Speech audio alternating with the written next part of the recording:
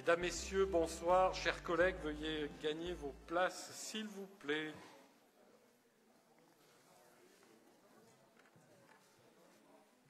Je déclare donc la séance du Conseil d'agglomération ouverte et je vais procéder à l'appel nominal des membres. Claude Pianetti, Claude Almagnal, Liliane Boyer a donné pouvoir à Romain Vaquier, Valérie Marcy, Bernard Quilini a donné pouvoir à Marie-Josée Morel, Nathalie Gonzalez devrait arriver, Daniel Maria, Alain Kémari, Serge Baldecchi, Raymond Gras, Hugues Martin, Albert David, Christophe Carrière est en train d'arriver, Karine Alster, Gérald Pierrugue, Sophie Dufour, Nathalie Pérez-Leroux, Nadine de Carlis, Alain Barral, Jacques Gérard, Claude Marin, Georges Rouvier, Christine Prémoselli, Michel Ponte, Stella Assiari, Daniel Adoucopin, Franck Ambrosino, Anne-Marie Amoroso, Jacques Bertrand, Bernard Bonabel, Hugues Bonnet, Stéphane Serré, Christine Chalot-Fournet, Lisa Chauvin a donné pouvoir à Sophie Dufour, Nicolas Dacci, René Diaz a donné pouvoir à Jean-Bernard Miglioli, Cédric Dubois, Brigitte Dubuis, Francine Fiorini, Valérie Flaus, Jean-Yves Faure, je le vois, Jean Forisco, Sylvie Francin, François Gibault, Malika Guelati, Jean-Pierre Guindéo, Marie-Christine Guiol, Grégory Love, Françoise de Grayen a donné pouvoir à Gilles Olivier, Grégory Love a donné pouvoir à Hugues Bonnet, Marie-Josée Morel, Thierry Ménard, Jean-Bernard Miglioli, Christine Nicoletti, Gilles Olivier, Michel Pélassi, Pierre Penel, Thierry Pesse, Olivier Pommeret a donné pouvoir à Nathalie Gonzalez, Philippe Roux, Régis Roux a donné pouvoir à Michel Pélassi, Philippe Schreck, voilà, Jean-Pierre Souza, Marie-Laure Tortosa, Romain Vaquier et Christine Villelongue. Quorum étant atteint, nous pouvons délibérer. Président. Oui, Juste une précision, Marie-Laure Tortosa étant absente, elle a dû laisser un pouvoir. Ah. Vous l'avez ? Je vous remercie. Pouvoir à qui ? Non, je n'ai pas de pouvoir. Vous l'avez. Vous pouvez me dire le nom, monsieur le maire ? Monsieur Dubois. Voilà. Pouvoir à monsieur Dubois, d'accord. Non, je ne l'avais pas sur ma liste. Merci, en tout cas. Je vous propose d'élire comme secrétaire de séance Romain Vaquier. Qui est pour ? Qui est contre ? Qui s'abstient ? Je vous remercie. Nous allons donc pouvoir passer à l'ordre du jour par tout d'abord les décisions communautaires que j'ai dû prendre depuis le 10 septembre et que vous avez reçues avec la dite convocation et dont vous avez pu prendre connaissance. Avez-vous des questions sur ces décisions? Il n'y en a pas, donc nous passons à la délibération numéro 1, la création des commissions permanentes de travail et d'études et la désignation de leurs membres. L'Assemblée doit donc se prononcer ce soir sur la création des commissions permanentes de travail et d'études. Je vous rappelle que le Conseil s'appuie sur ces commissions constituées en début de mandat qui ont notamment pour rôle d'examiner les affaires soumises à délibération. Eu égard au domaine de compétence de la communauté d'agglomération, il est proposé la création de 7 commissions que je vais énumérer. Premièrement, la commission administration générale, finances et performances publiques. Deuxièmement, la commission aménagement du territoire et redynamisation des cœurs de villes et villages. Commission attractivité touristique et valorisation du territoire, commission qualité de vie et proximité, commission transition écologique et énergétique, commission risque majeur, commission eau et assainissement. Le Conseil doit également désigner les membres avec voix délibérative siégeant au sein desdites commissions selon les principes suivants. Les vice-présidents et membres du bureau délégué sont rattachés d'office à la commission correspondant à la thématique des délégations de fonctions qui leur ont été accordées. Chaque commune a la possibilité d'être représentée au sein de chaque commission. Le maire a la possibilité de proposer au président des élus municipaux qu'il souhaite voir siéger au sein de chaque commission avec simple voix consultative. Nous avons recensé les demandes d'inscription dans les commissions et je vais vous en donner lecture. Je vous propose que nous votions à main levée sur chaque commission. Est-ce que vous êtes d'accord si on vote à main levée pour chaque commission? Qui est contre? Merci. Je l'ai fait exprès. Est-ce que vous avez des questions? Il n'y en a pas. Y a-t-il des observations? Eh bien, on va passer donc à la première de ces commissions, la commission administration générale, finances et performances publiques. Les inscrits sont Daniel Maria, Gérald Pierrugue, Alain Barral, François Gibault, Christine Prémoselli, Liliane Boyer, Romain Vaquier, Franck Ambrosino, Nicolas Dacci, Cédric Dubois, Serge Baldecchi, Albert David, Anne-Marie Amoroso et Thierry Pesse. Président, si vous permettez, bonjour à tous. Il n'y a pas de mon nom dans cette liste et j'ai peut-être renvoyé la réponse tardivement pour qu'elle soit prise en compte. J'allais poser la question, y a-t-il d'autres candidats? Donc, vous êtes inscrite. Y a-t-il d'autres candidats?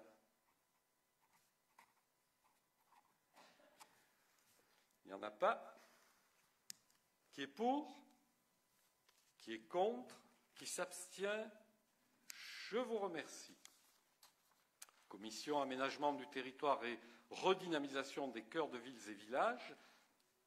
Hugues Martin, Daniel Maria, Alain Barral, Daniel Adoukopin, Sylvie Francin, Michel Ponte, Sophie Dufour, Lisa Chauvin, Marie-Josée Morel, Pierre Penel, Karine Alsters, Liliane Boyer, Romain Vaquier, Françoise Le Grayen et Franck Ambrosino.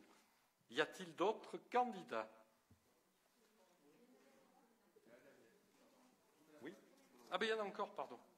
Cette fois, c'est moi. Christine Chalot-Fournet, Nicolas Dacci, Claude Almagna, Cédric Dubois, Valérie Floss. Il reste 3 candidats. Donc, c'est parfait. Raymond Gras et Jean-Bernard Miglioli.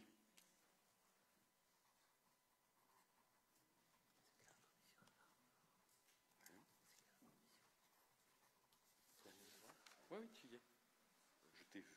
Je t'ai même cité.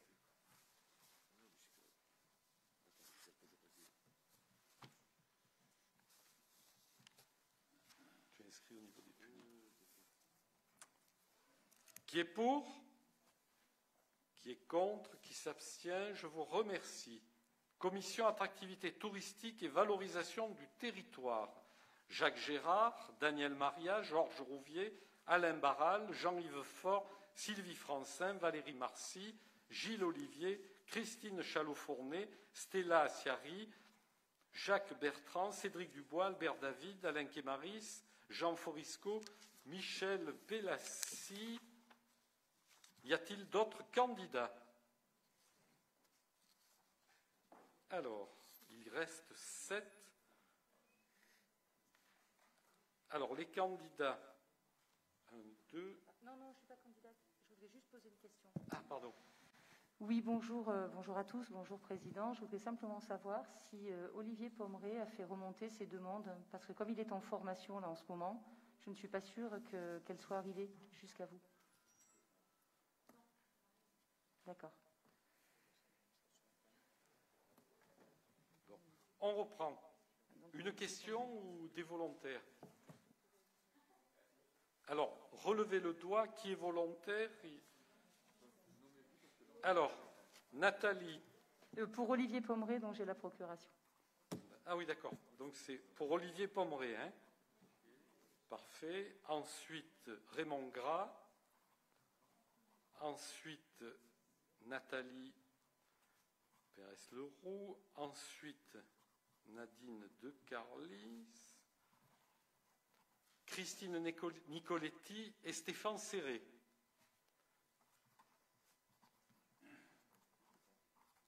On est bon? 1, 2, 3, 4, 5, 6. Il restait 7 places. Et donc, 7e et dernière place, volontaire? Parfait. C'est Madame Villelong, Christine Villelong. Hein? On est bon? Qui est pour? Qui est contre? Qui s'abstient? Je vous remercie. Tout est noté? Parfait. Moi aussi, j'ai tout noté. Question qualité de vie et proximité. Nadine de Carlis, Georges Rouvier, Alain Barral, Bernard Bonabel, Brigitte Dubouy, Hugues Bonnet, Nathalie Pérez-Leroux, Françoise de Graillen, Christine Chalot-Fournet, Marie-Laure Tortosa, Claude Pianetti et Valérie Floss. Y a-t-il d'autres volontaires? Raymond Gras. Ensuite,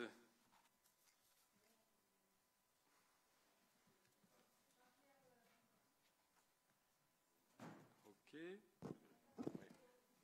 Bonsoir, Président. Jean-Pierre Gandéo, mais oui. Il me semble que j'avais écrit. Mais bon. Est-ce que je suis encore allé trop vite? Non. Mais ça fait rien. Voilà. Donc c'est bon. J'ai vu donc Raymond Gras, Jean-Pierre, Valérie Marcy, pardon Valérie, Stéphane Serré. Ensuite, on est bon? Qui est pour? Qui est contre? Qui s'abstient? Unanimité, je vous remercie. 5e commission. Commission de transition écologique et énergétique. Georges Rouvier, Daniel Adoukopin, Sophie Dufault, Hugues Bonnet, François Gibault, Thierry Ménard, Valérie Marcy, Philippe Roux, Nathalie Gonzalez, Francine Fiorini, Cédric Dubois, Alain Kémaris, Michel Pélassi et Malika Guelati. Reste 9 places. Sylvie Francin.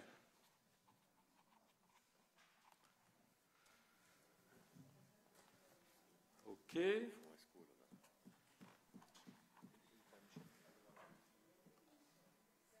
Les deux? Ça marche. Serge Baldecchi. Et je crois que Christophe Carrière, hein, il me semble.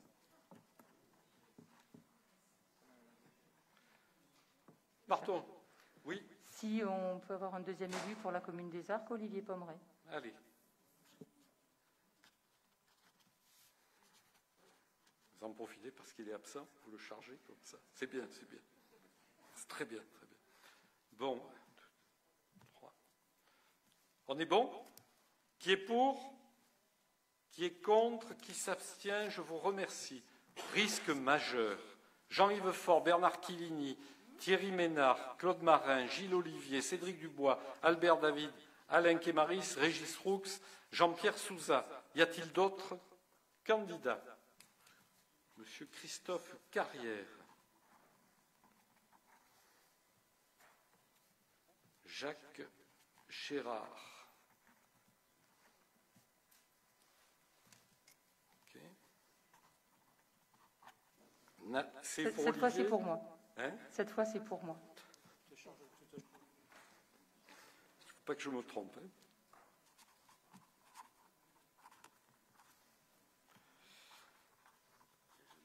Jean-Bernard Miglioli. Ah, pour René Diez, pardon.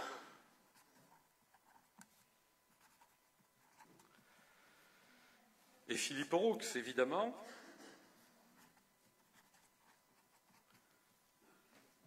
On est bon? Qui est pour? Qui est contre? Qui s'abstient? Je vous remercie. Eau, assainissement. Georges Rouvier, Alain Barral, Marie-Josée Morel, Pierre Penel, Claude Marin, Valérie Marcy, Liliane Boyer, Raymond Gras, Cédric Dubois, Christophe Carrière, Serge Baldecchi, Albert David, Alain Kémaris, Thierry Pesse et je crois Jacques Gérard et Claude Allemagna.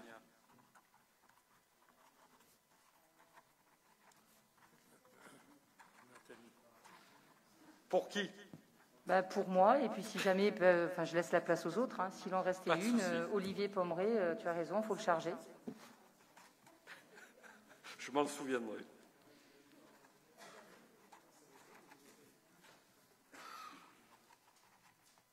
D'autres volontaires?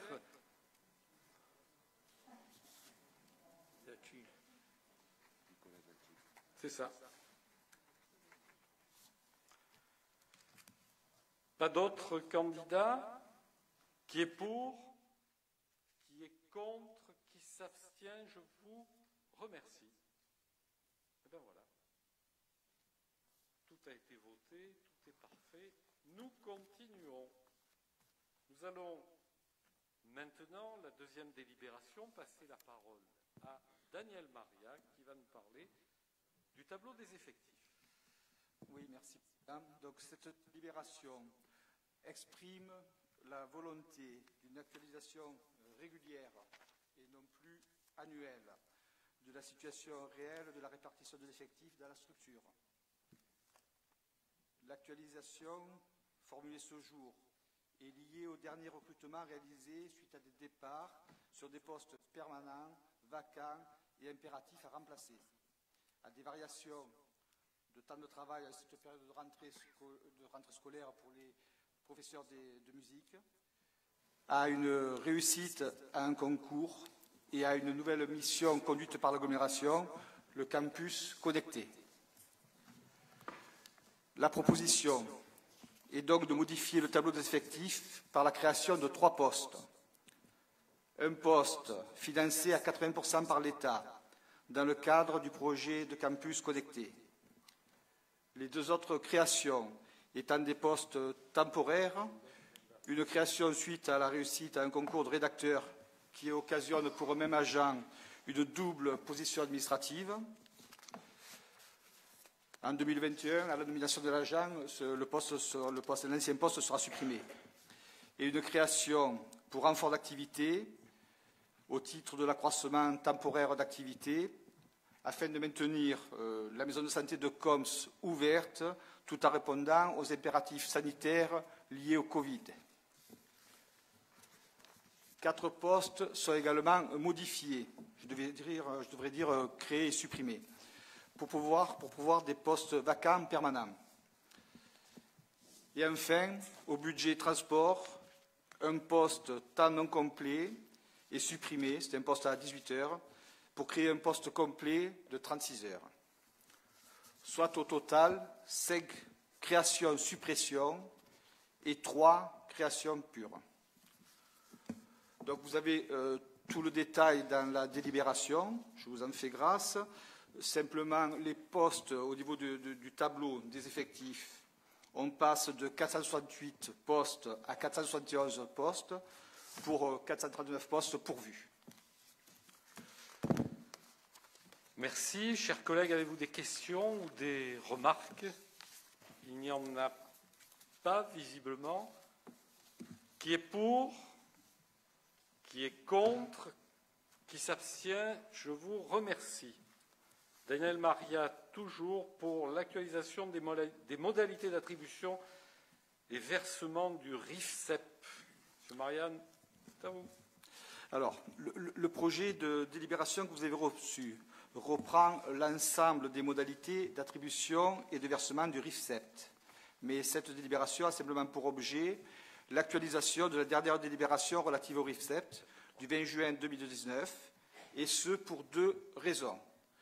La première, l'intégration des cadres d'emploi des ingénieurs et techniciens territoriaux suite à l'apparition du décret du 27 février 2020 permettant enfin à ces cadres d'emploi technique de bénéficier du dispositif RIFSEP et en mettant fin aux primes PFR, primes de fonction et de résultats, et ISS, indemnité de suggestion spéciale, liées à cette filière. Voilà. La deuxième raison, le maintien du régime indemnitaire dans sa totalité, donc pas de proratisation à compter du 10e jour, en cas de maladie ordinaire liée au Covid-19, et ce, avec un effet rétroactif, c'est-à-dire à compter du 16 mars 2020 et sur toute la durée de la pandémie. Alors que notre délibération en vigueur prévoit la diminution du montant du régime indemnitaire au prorata de la durée d'absence au-delà d'un délai de carence de 10 jours par année civile en cas de maladie ordinaire, longue maladie ou maladie de longue durée.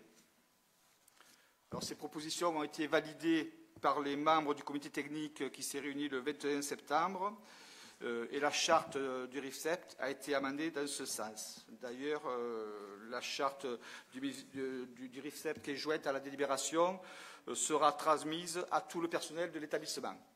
Voilà, Président. Merci. Mes chers collègues, avez-vous des questions ou des remarques? Il n'y en a pas. Qui est pour? Qui est contre? Qui s'abstient? Je vous remercie.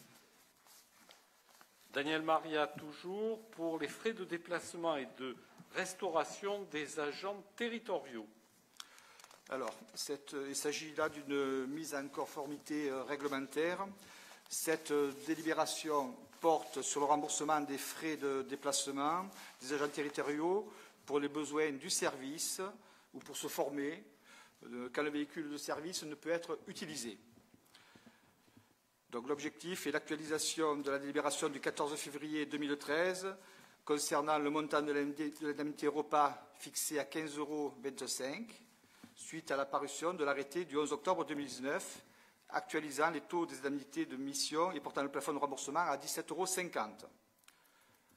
Le remboursement ne sera donc plus forfaitaire, mais se fera sur justificatif des frais réels dans la limite de 17,50 € par repas.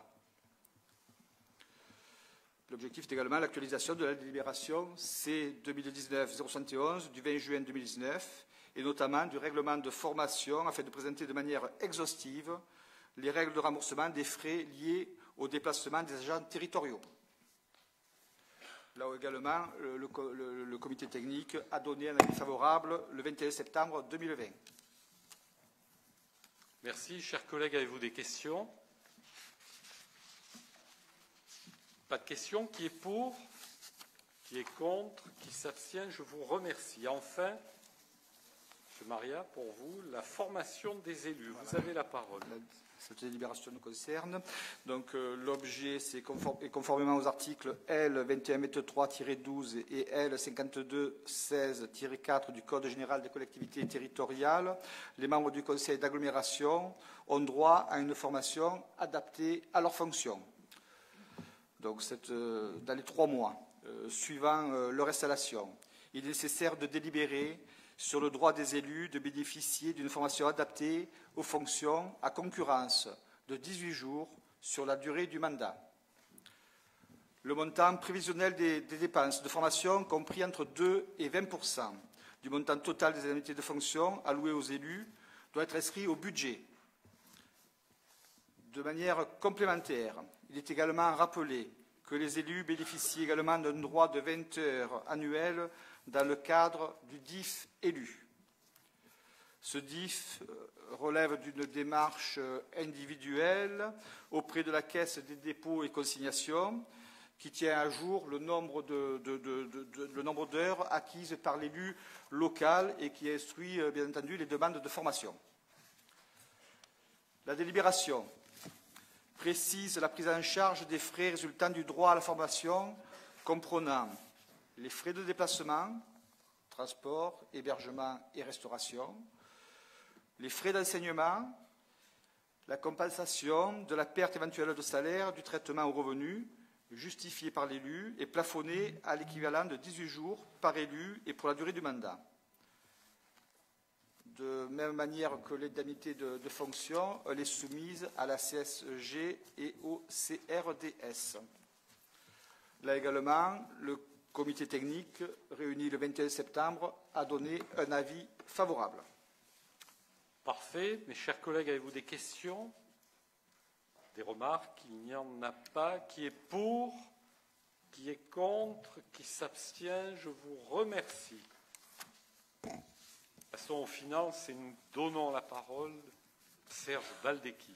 Merci, Président. Première délibération, elle concerne les budgets eau et assainissement de l'agglomération.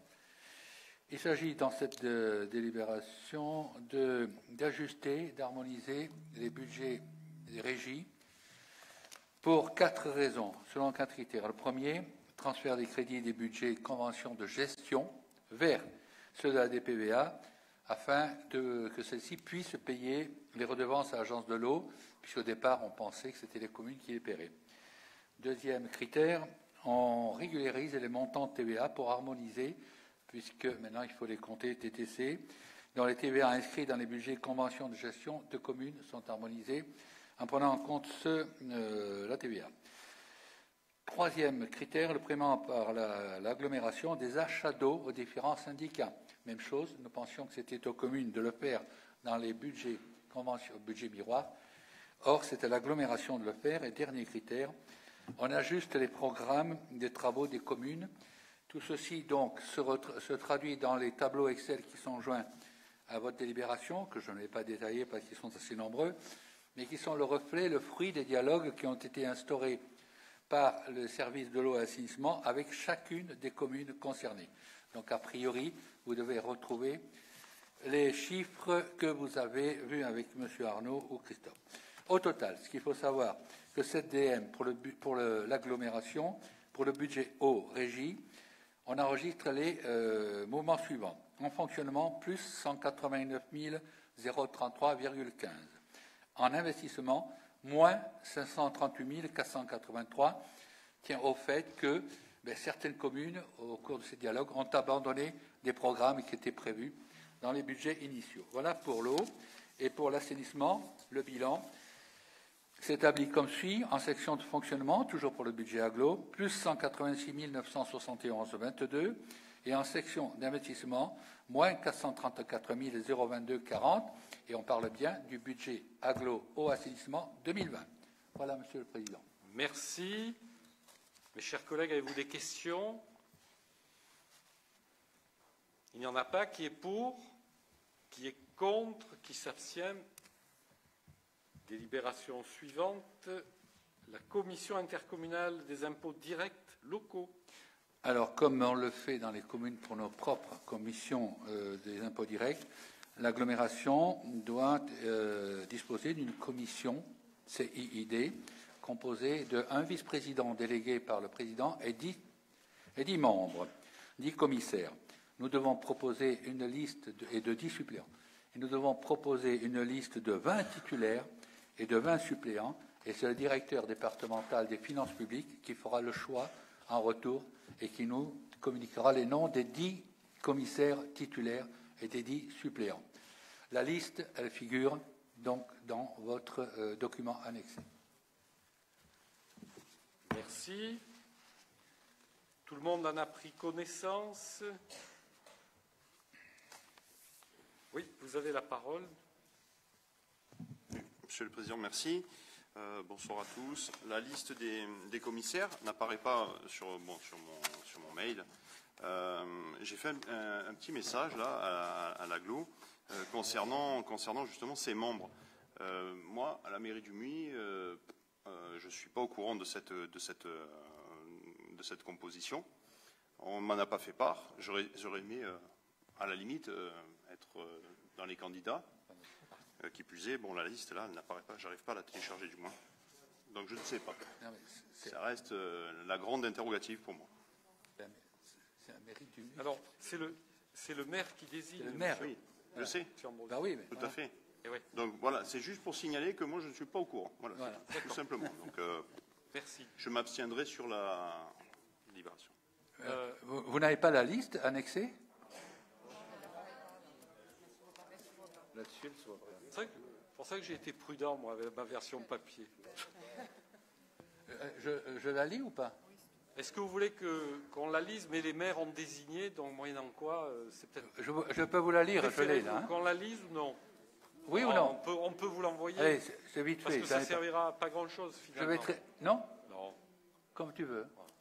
Bon. Puisque ce sont nos collègues qui ont désigné, donc moyennant quoi, mais on tient compte. Oui, Nathalie. Juste avant de lire la liste, simplement pour préciser que les noms qui ont été proposés par les maires émanent d'une liste qui a déjà été votée en conseil municipal, qui est une liste de noms proposés au niveau communal.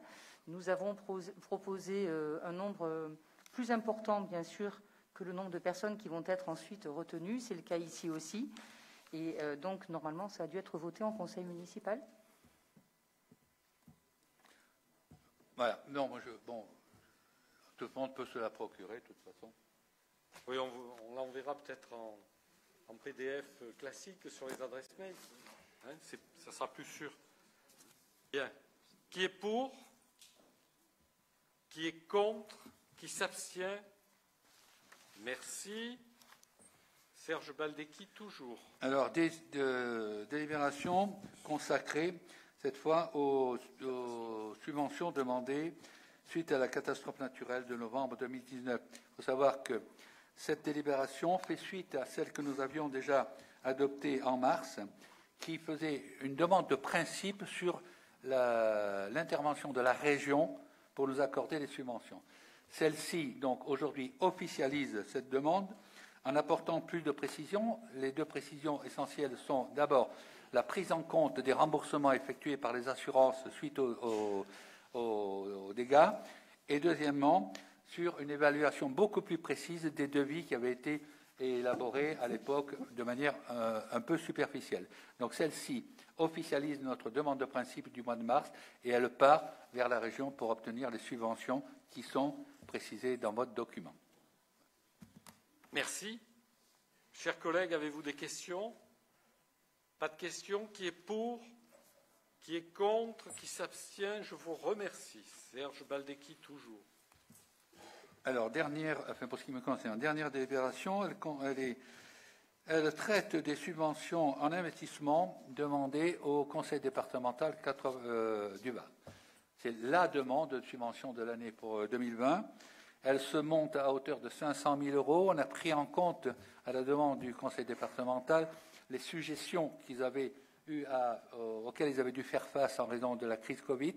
Donc, au lieu des 600 000 € habituels, cette année, nous demandons 500 000 € qui représentent, dans la liste des objets qui font l'objet de qui motivent cette demande, en gros de 40% du total des investissements à hauteur de 500 000 € à destination du conseil départemental du Var.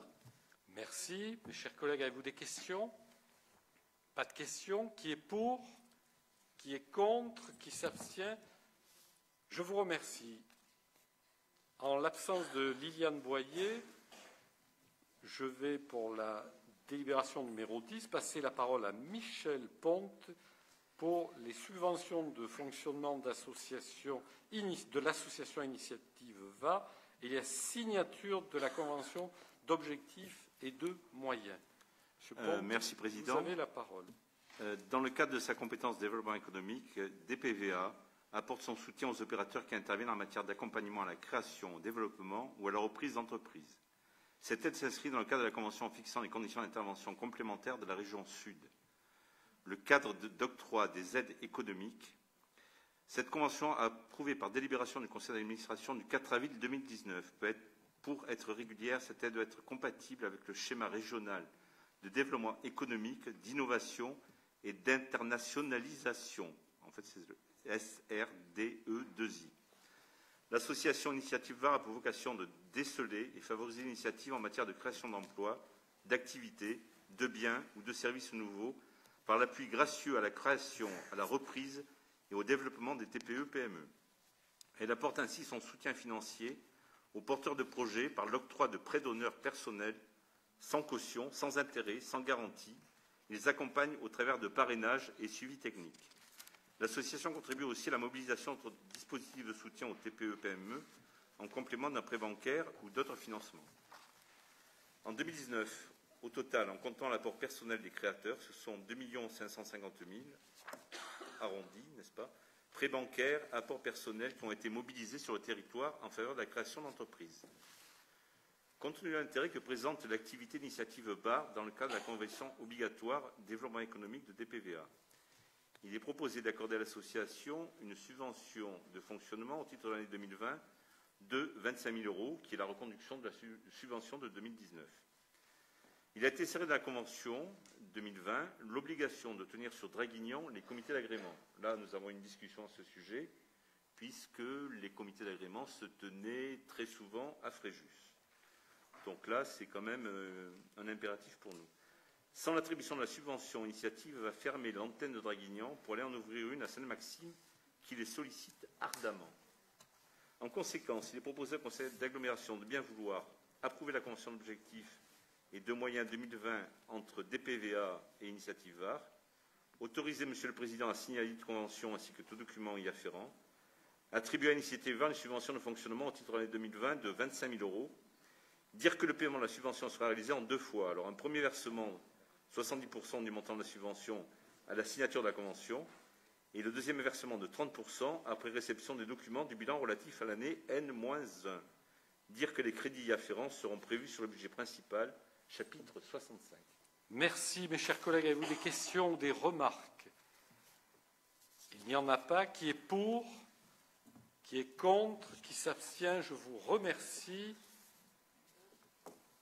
On continue pour le FISAC. Alors, appel à projet FISAC, édition 2016, demande de subvention suite aux décisions de l'État avenant aux conventions financières. DPVA a décidé de poursuivre les efforts entrepris depuis 2009 pour soutenir et redynamiser le commerce, l'artisanat et les services de proximité. Elle a donc décidé d'engager un programme pluriannuel sur 3 ans en répondant à l'appel à projet du Fonds d'intervention pour les services, l'artisanat et le commerce, donc FISAC, édition 2016. Le 17 janvier 2017, DPVA a déposé son dossier de candidature auprès de l'État, le service de la directe, dans lequel figuraient 4 dossiers portant sur 4 périmètres d'intervention. Le 19 janvier, donc un an après, l'État a rendu sa décision. Seuls 2 dossiers sont retenus, ceux des périmètres de DPVA et de Draguignan. L'aide de l'État se chiffre à 326 943 € contre 644 930 demandés initialement. Elle se répartit comme suit, 45% en faveur de DPVA, notamment pour les fonds d'aide directe, 55% en faveur de Draguignan, notamment pour l'acquisition de locaux commerciaux. 2 conventions financières au titre du FISAC ont été signées par les parties le 31 juillet 2018. La convention financière opération collective en milieu rural sur le périmètre de DPVA prévoit un périmètre d'opération correspondant aux 23 communes de l'agglomération. Or, les élus communautaires ont choisi de consacrer le fonds d'aide directe aux hypercentres-villes et villages des 23 communes. Il convient donc de régulariser la situation par avenant. Les conventions financières opérations collectives en milieu rural sur le périmètre de DPVA, opérations collectives en milieu urbain sur le périmètre de Draguignan prévoient une fin de programme au 19 janvier 2021. Compte tenu de la crise sanitaire liée au Covid-19, des demandes de prorogation ont donc été faites auprès du service de l'État. Une prorogation de 3 mois a été proposée, soit une fin de programme au 19 avril 2021. En conséquence, il est demandé au Conseil d'agglomération de bien vouloir approuver l'avenant à la convention financière opération collective en milieu rural, prolongeant la durée de la convention et redéfinissant les périmètres d'intervention du fonds d'aide directe, approuver l'avenant à la convention financière opération collective en milieu urbain sur le périmètre de la commune de Draguignan, prolongeant la durée de la convention, autoriser le Président à procéder à la signature des avenants aux conventions financières de tous actes et documents nécessaires au dépôt de la perception des aides de l'État au titre du FISAC 2016. Enfin, autoriser le Président à assurer l'exécution de la présente délibération. Merci, mes chers collègues. Avez-vous des questions ou des remarques? Il n'y en a pas. Qui est pour? Qui est contre? Qui s'abstient? Je vous remercie. Merci, Monsieur Ponte. Nous passons à la 12e délibération. Nous donnons la parole à Albert David. Merci, Président. Donc, association des éleveurs de Canjuers, donc aide et mise en œuvre du projet pastoral de Canjuers. La validité économique de 31 d'exploitation dépend des surfaces du camp de Canjuers. La prédation par le loup sur cette zone devient difficilement compatible avec le maintien d'une activité d'élevage pastoral. Ce plan pastoral, porté par l'Association des éleveurs de Canjuers, s'inscrit dans le cadre d'une démarche expérimentale à l'échelle nationale. a pour l'objet de baisser la prédation sur les troupeaux présents.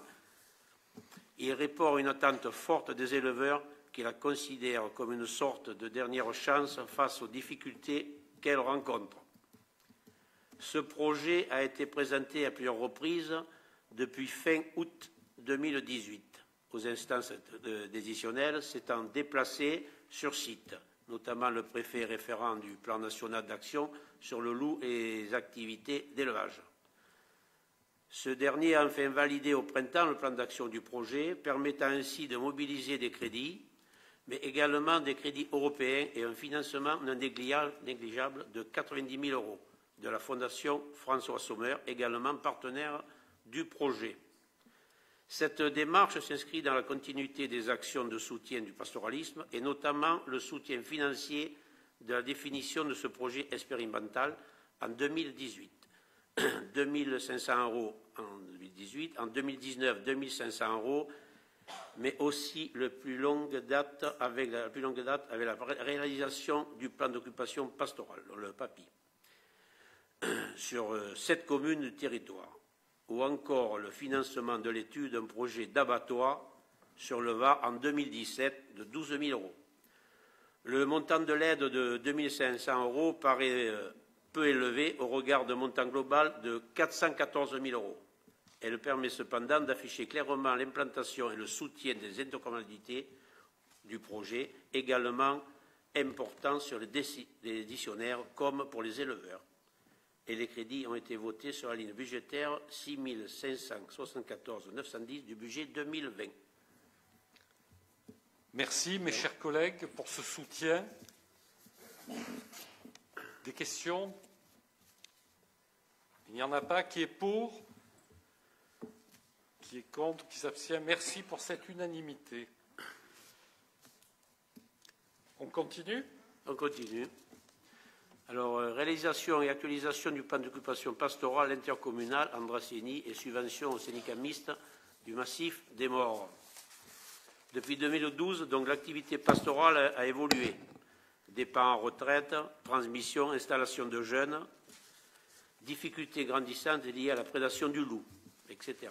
De plus, le travail mené depuis 2012 ne concernant que 7 communes du territoire, par ailleurs, les 4 communes dominantes d'élevage pastoral, la Bastide, Coms, Bargem et la Roque-Escapon, intégrées à l'agglomération en 2017, n'ont pas bénéficié de ce travail. En outre, pastoralisme se développe en zone centre et sud de la Dracénie et un certain nombre de problématiques, conflits d'usage, surpâturage, apparaissent dans ces secteurs. Ainsi, il devient opportun d'actualiser le travail mené en 2012 et de le généraliser sur l'ensemble du territoire de l'agglomération, d'autant que le syndicat mixte du massif des Maures comprenait 3 communes de la Dracénie, les Arcs, le Muy, Vidoban, souhaitant réaliser également un POPI sur les territoires de 2021-2022. En vue de l'ensemble de ces éléments, il est proposé de réaliser un POPI sur l'ensemble du territoire dracénie selon l'organisation suivante. Travail sous maîtrise d'ouvrage des PVA, réalisation de POPI sur 13 communes, Bargem, Comps-sur-Artuby, Draguignan, Fayox, La Bastide, La Motte, La Roque-Escapon, Lorgue, Saint-Antonin, Salerne, Silan, Tarado, Trans-en-Provence. Actualisation des données 2012 sur les 7 communes concernées par le POPI en 2012. Donc Ampus, Bargemont, Calas, Château-Double, Clavier, Figanière et Montferrat. Travail mené donc par le syndicat mixte des Maures, dont 3 communes en Dracénie concernées donc les Arcs, Le Muy, Vidoban. Réalisation de POPI sur l'intégralité de son territoire, avec intégration des éléments du nouveau POPI déjà réalisé sur le CC du golfe de Saint-Tropez. Les éléments ainsi que les ateliers concernés par les 3 communes des PVA sont intégrés à la démarche sous maîtrise d'ouvrage des PVA afin d'obtenir un travail d'ensemble cohérent à l'échelle du territoire de la Dracénie. Cette démarche s'inscrit dans la continuité des actions de soutien de pastoralisme et en complémentarité avec le projet pastoral expérimental de Canjuers mené avec les associations des éleveurs de Canjuers. Les éléments issus de ce travail, notamment les propositions d'action, viendront compléter le projet agricole du territoire en cours d'élaboration. Ce travail peut bénéficier de 80% d'aide sur le montant de 16 874,75 €, à part égale entre le conseil départemental au titre de la compétence forêt et espaces naturels et le conseil régional au titre de l'agriculture. Voilà. Les crédits ont été votés sur les budgétaires 617 de 910 du budget 2020. Merci.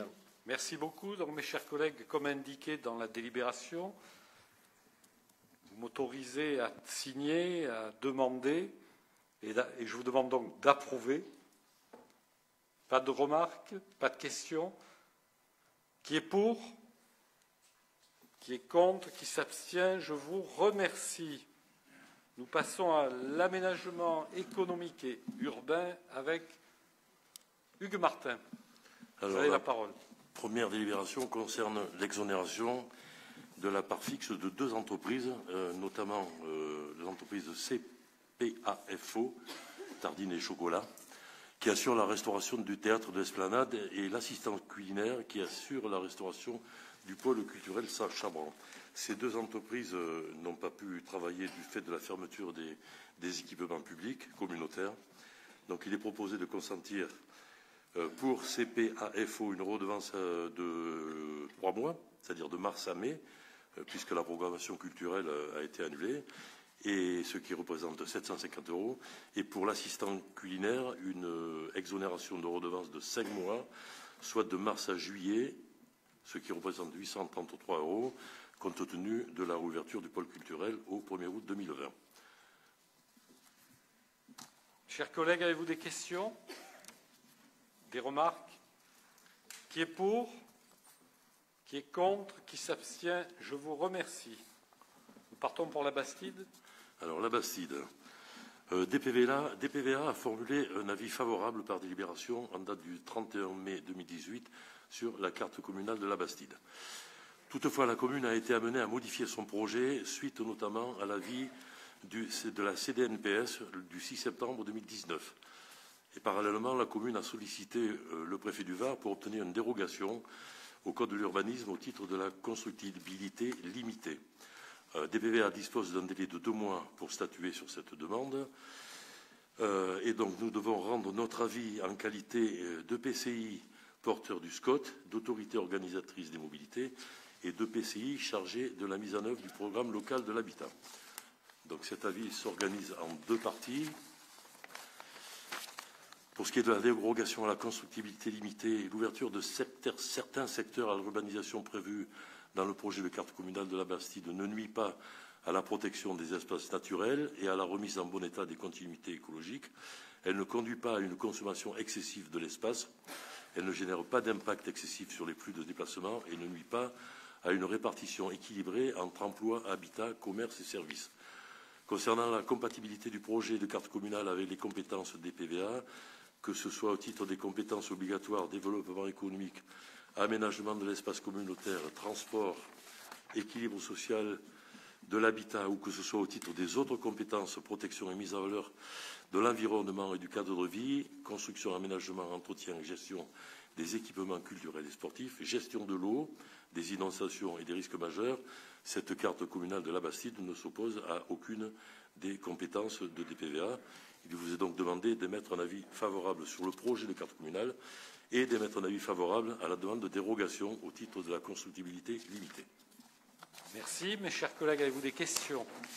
Des remarques? Il n'y en a pas. Qui est pour? Qui est contre? Qui s'abstient? Je vous remercie. Dernière délibération. Alors, il s'agit de la convention DPVA commune pour l'instruction des autorisations d'urbanisme. Les communes peuvent confier à DPVA donc l'instruction des autorisations d'urbanisme et l'instruction des autorisations de travaux dans les ERP. Le 7 mars 2003, le Conseil communautaire a adopté une convention qui définit les modalités d'instruction de ces dossiers. Et le 12 mai 2010, nous avons approuvé une nouvelle rédaction de la convention qui a été rendue nécessaire par les évolutions législatives. Les organes délibérants ayant été renouvelés suite aux opérations électorales du 15 mars et du 28 juin, il convient donc de procéder au renouvellement de la dite convention. Quelques modifications ont été apportées à cette convention, vous l'avez en annexe, notamment en ce qui concerne la rédaction des avis du maire suite à la prise de compétence de l'agglomération en matière d'eau et d'assainissement et de pluvial. Donc il vous est demandé d'approuver la convention jointe entre DPVA et les communes qui le souhaitent. Merci. Chers collègues, avez-vous des questions ou des remarques? Il n'y en a pas. Qui est pour? Qui est contre? Qui s'abstient? Je vous remercie. Une série sur l'habitat. Monsieur Claude Allemagna. Alors, la première délibération, il s'agit d'une subvention à allouer à la VAF, donc l'Association varoise d'accueil familial, pour un montant de 2 500 €. Donc, je rappelle que la VAF vient assister et accompagner socialement les personnes dans le cadre de la lutte contre les violences faites aux femmes. Donc une subvention de 2 500 €. Chers collègues, avez-vous des questions?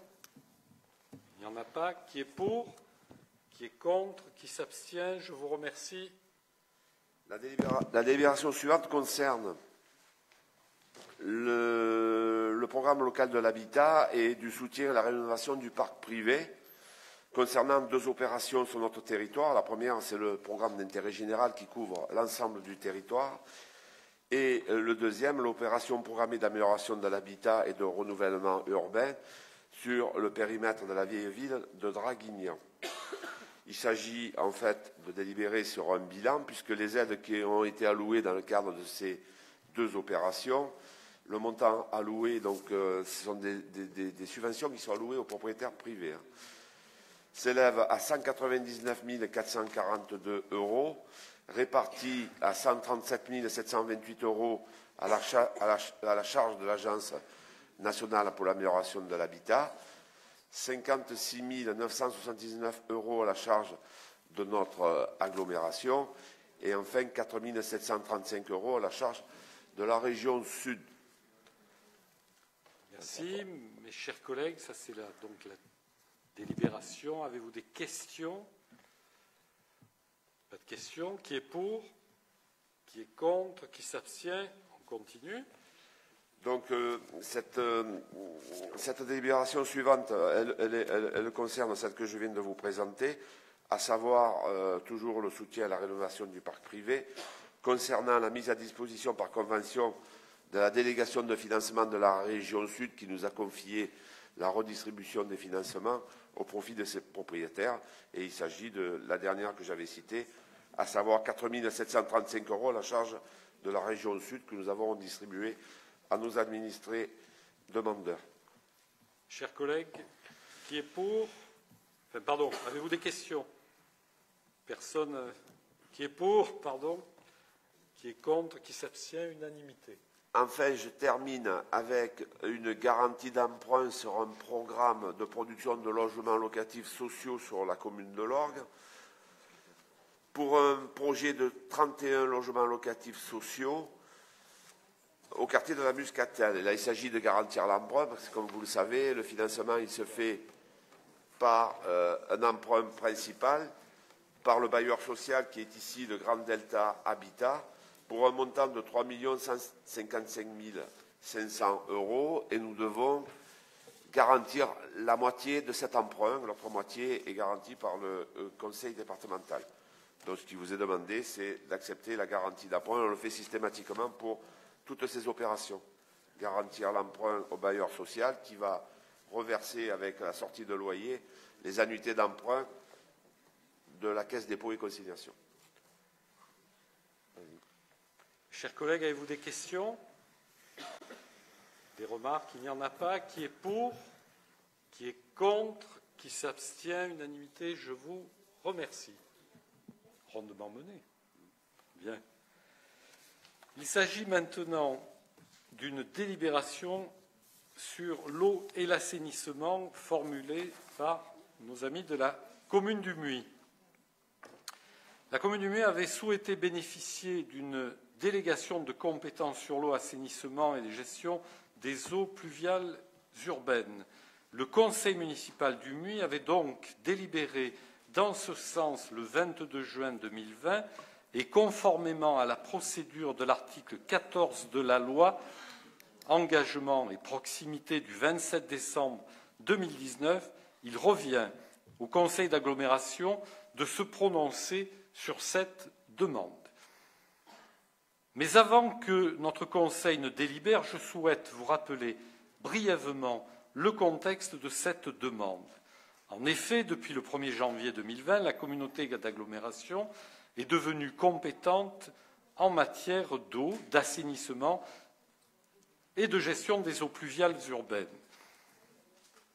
Afin d'organiser au mieux sa prise de compétence et afin d'assurer la continuité et la qualité de service auprès des populations, la communauté d'agglomération a signé dès le 1er janvier 2020 des conventions de gestion avec les communes.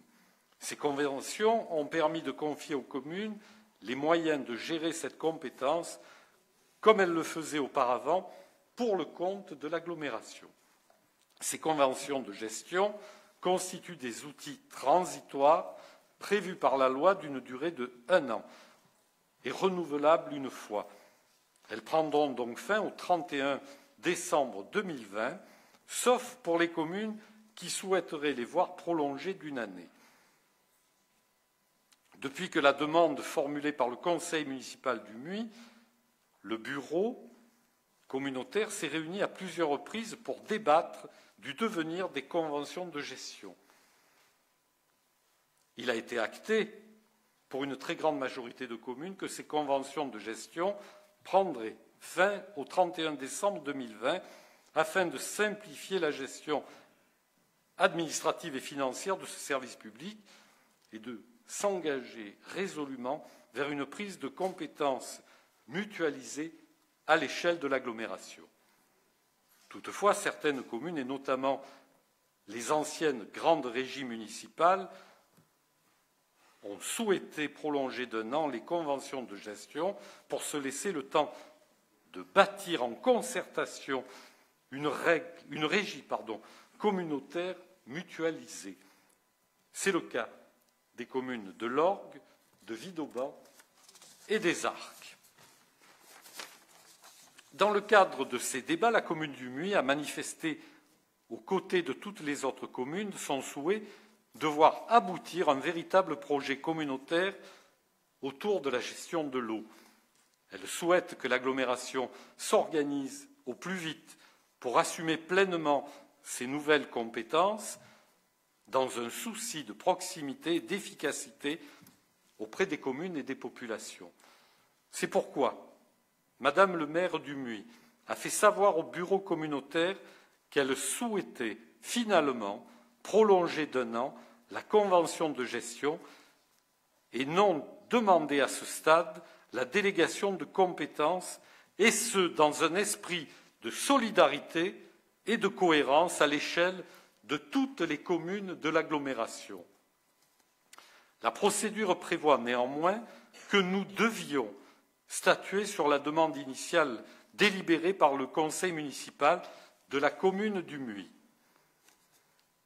Au regard des éléments du contexte que je viens de rappeler, je vous propose, en plein accord avec la commune du Muy, d'émettre un avis défavorable à cette demande qui n'est plus d'actualité aujourd'hui, suite au débat du Conseil communautaire.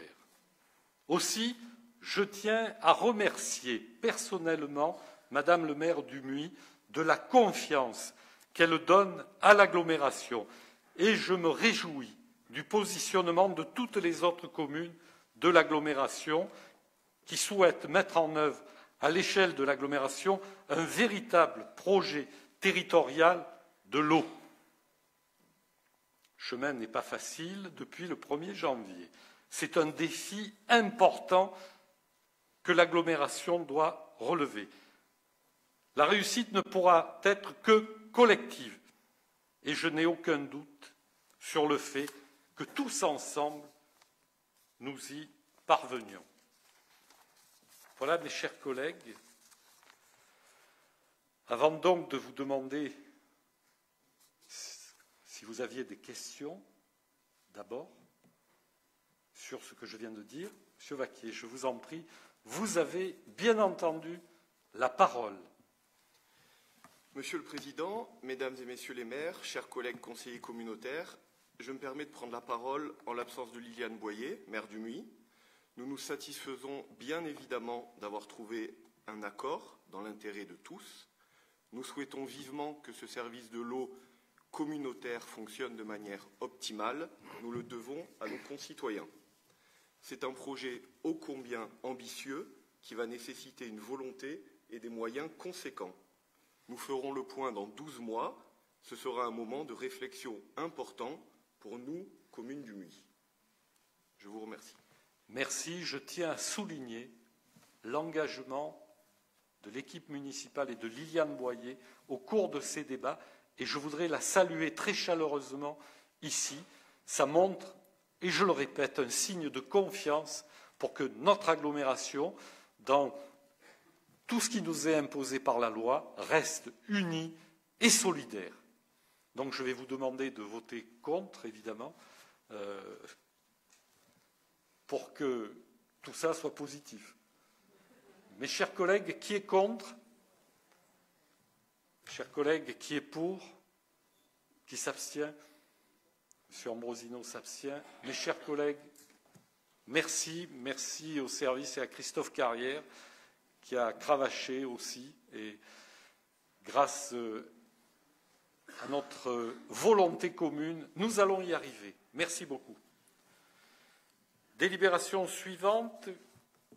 Karine Alster. Merci, Monsieur le Président. Donc, plus léger, même si l'on parle d'autobus. Donc là, il s'agit de l'opportunité de candidater auprès de l'ADEME pour une étude de faisabilité et d'exploitation des bus électriques à destination des collectivités. En effet, l'ADEME propose de financer les 50 premières études d'électromobilité bus. Cette étude est un préalable à la possibilité de financement spécifique de la Banque des territoires pour l'acquisition d'un nouveau parc roulant et d'équipements d'infrastructures de recharge. Comme DPVA a fait le choix depuis quelque temps de remplacer progressivement sa flotte de bus par des véhicules propres, il convient donc de pouvoir comparer les différentes solutions techniques et d'apprécier l'intérêt économique et écologique de chaque solution. Le coût de l'étude est estimé à 25 000 € maximum, dont 50% seront pris en charge par l'ADEME. En conséquence, il est donc demandé au Conseil de bien vouloir autoriser, Monsieur le Président, à soumissionner cette candidature. Merci. Mes chers collègues, avez-vous des questions? Des remarques? Il n'y en a pas. Qui est pour? Qui est contre? Qui s'abstient? Je vous remercie. Les 5 délibérations suivantes, la parole est donnée à Madame Sophie Dufour. Vous avez la parole. Merci, Président. Dracénie-Provence-Verdon Agglomération est devenue membre de la SPL du Vallon des Pins en novembre 2019. Cette SPL a pour mission la construction et l'exploitation d'un centre d'enfouissement sur la commune de Bagnols-en-Forêt, qui sera l'exutoire pour le traitement des ordures ménagères de DPVA pour 25 ans. La date prévisionnelle d'ouverture du site est pour fin 2022. La délibération consiste en la création d'un groupement d'autorités concédantes entre les 4 membres de la SPL du Vallon des Pins, pour pouvoir passer un contrat sous forme de délégation de services publics dite in-house avec la SPL afin que cette dernière puisse traiter les ordures ménagères de ses membres. Une convention annexée précise les modalités de fonctionnement du groupement. Pour rappel, les membres de la SPL sont en plus de DPVA, la communauté de communes du Pays de Fayence, le syndicat mixte d'élimination des déchets du 06 et le syndicat mixte du développement durable de l'Est-Var. Il est donc demandé au Conseil d'agglomération de bien vouloir approuver la constitution du groupement d'autorités concédantes entre les 4 membres précités, désigner un représentant titulaire et un représentant suppléant au sein du comité de pilotage de ce groupement et autoriser le président à signer la dite convention. Merci Madame Dufour. Donc, vous avez bien entendu qu'il faut désigner un représentant titulaire et un représentant suppléant pour siéger à ce comité de pilotage du groupement d'autorités concédantes, GAC, et un représentant au sein de la commission de délégation de services publics du dit groupement. Je me propose donc en tant que titulaire et Madame Dufour en tant que suppléante. Mes chers collègues, êtes-vous d'accord? Est-ce que vous souhaitez voter à main levée? On y va? Qui est pour? Qui est contre? Qui s'abstient? Je vous remercie. Pour la commission DSP, évidemment, Madame Dufour. Pas d'autres candidats? Qui est pour? Qui est contre? Qui s'abstient? Je vous remercie. Bravo, Madame Dufour. Vous continuez donc. Alors, délibération suivante. Il s'agit de se prononcer sur la nature du contrat qui lie le groupement d'autorités concédantes, créé lors de la précédente délibération, avec la structure SPL Vallon des Pins. Au vu de la durée du contrat, 25 ans d'exploitation plus 25 ans de post-exploitation, du coût d'investissement apporté, supérieur à 20 millions d'euros, de l'autonomie de gestion, transfert du risque financier et technique, c'est la délégation de services publics de forme concessive qui est la plus adéquate. Cette DSP est dite in-house car les concédants et les délégataires sont les mêmes structures publiques. La procédure de mise en concurrence n'est pas nécessaire. Cette convention pourra être ainsi qualifiée de quasi-régie au sens de l'article L3211-1 du Code de la commande publique. La date prévisionnelle de démarrage du contrat est le 1er janvier 2021. En conséquence, au vu de l'avis favorable de la Commission consultative des services locaux réunie le 29 septembre 2020, il est proposé au Conseil d'agglomération de bien vouloir approuver le principe de recours à une délégation de service public, autoriser le président à lancer une procédure de passation d'une délégation de service public telle que définie dans la délibération et autoriser le président à assurer l'exécution de la présente délibération. Merci. Mes chers collègues, avez-vous des questions ou des remarques? Il n'y en a pas. Qui est pour? Qui est contre? Qui s'abstient? Je vous remercie. Madame Dufour. Alors, EcoTLC est un éco-organisme chargé de structurer la filière de recyclage des textiles, linge de maison et chaussures, les TLC. Il participe entre autres au financement de la collecte à hauteur de 0,10 centimes d'euros par habitant et par an. DPVA collecte environ 400 tonnes par an de TLC qui sont valorisées. EcoTLC a obtenu de la part de l'État un renouvellement de son agrément et il est donc proposé de conventionner de nouveau avec cet éco-organisme pour la période 2020-2022. Cette convention est annexée à la présente délibération. En conséquence, il est proposé au Conseil d'agglomération de bien vouloir autoriser le président à signer la dite convention et vous autoriser à assurer l'exécution de la présente délibération. Merci, Madame Dufour. Avez-vous des questions ou des remarques, mes chers collègues? Il n'y en a pas. Qui est pour? Qui est contre? Qui s'abstient? Je vous remercie. On poursuit. Avant-dernière. Maintenant, on est sur EcoDDS. Donc, EcoDDS est une nouvelle REP, responsabilité élargie aux producteurs, mise en place pour structurer une filière de recyclage de déchets dangereux spécifiques des ménages, peinture, produits piscine, pesticides, etc. Ces déchets dangereux sont captés au sein du réseau de déchetterie et traités via un marché pour un coût de 981 € par tonne. Environ 200 tonnes par an sont captées. En conventionnant avec EcoDDS, DPVA continuera à collecter les déchets dangereux en déchetterie, mais le traitement de la part issue des ménages sera pris en charge par EcoDDS. Dans le cadre de ce contrat, EcoDDS s'engage notamment à mettre à disposition des contenants gratuitement, ainsi que les kits de communication, procéder à l'enlèvement des contenants, au transport et au traitement des matières, former les agents des déchetteries et soutenir financièrement la collectivité. La part des ménages est estimée à la moitié des tonnages captés. L'autre moitié provient des professionnels. L'économie pour notre agglomération est estimée à environ 100 000 € par an. En conséquence, il est proposé au Conseil d'agglomération de bien vouloir autoriser le président à signer la dite convention, qui sera effective jusqu'au 31 décembre 2024, et vous autoriser à assurer l'exécution de la présente délibération. Merci, Madame Dufour. Mes chers collègues, avez-vous des questions? Des remarques? Il n'y en a pas. Qui est pour? Qui est contre? Qui s'abstient? Je vous remercie. Et la dernière?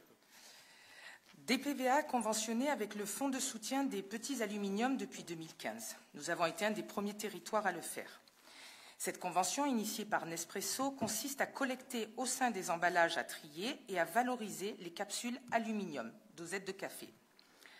Sur la lancée de la filière créée par Nespresso, une nouvelle structure nommée Alliance a été créée à l'échelle mondiale et a pour objectif la valorisation de toutes les capsules de café en aluminium.